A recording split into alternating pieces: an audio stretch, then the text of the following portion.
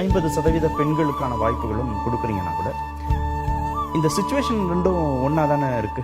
ஒரு முகம் தானே திரு சீமான் முகம், இங்க திரு விஜய் முகம் தானே. இங்க ஏன் நீங்க பலவீனமா அதாவது நாம் தமிழர் கட்சியை பொறுத்த வரைக்கும் ஒரு அரசியல்படுத்தப்பட்ட கூட்டம். இங்க மாவீர நாள் நடக்கும் நாம் தமிழர் கட்சியோட நிகழ்வு. மாலை 6 மணிக்கு நிகழ்வு வந்து எல்லா நிகழ்ச்சியும் முடிஞ்சிடும். 6:10 வந்து மாவீர சுடை ஏற்றி அந்த பாடலை ஒழிக்க செய்யணும். இந்த 6 மணிலேருந்து 6:10 வரைக்கும் பார்த்தீங்கன்னா 10 நிமிட இடைவெளி.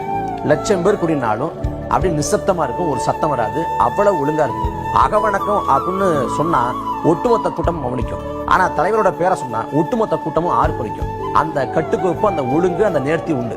ஒரு அரசியல்படுத்தப்பட்ட 100 விழுக்காடு அரசியல்படுத்தப்பட்ட கூட்டம் நாம் தமிழர் கட்சி. அங்க பொறுத்த வரைக்கும், தாவேகா பொறுத்த வரைக்கும் தலைவர் முதல் தொண்டர் வரை வந்து எந்த தெளிவில்லாம இருக்கிறாங்க. அப்ப விஜயை வந்து ஏன் இன்னைக்கு வரைக்கும் பத்திரிகையாளர் முடி நிறுத்தல, அவர் ஏன் களத்துக்கு வரமாட்டேங்கிறாரு அப்படின்னா அவரோட பலவீனம் வந்து வெளியே பெற்றுங்கிறதுனாலதான். பலம்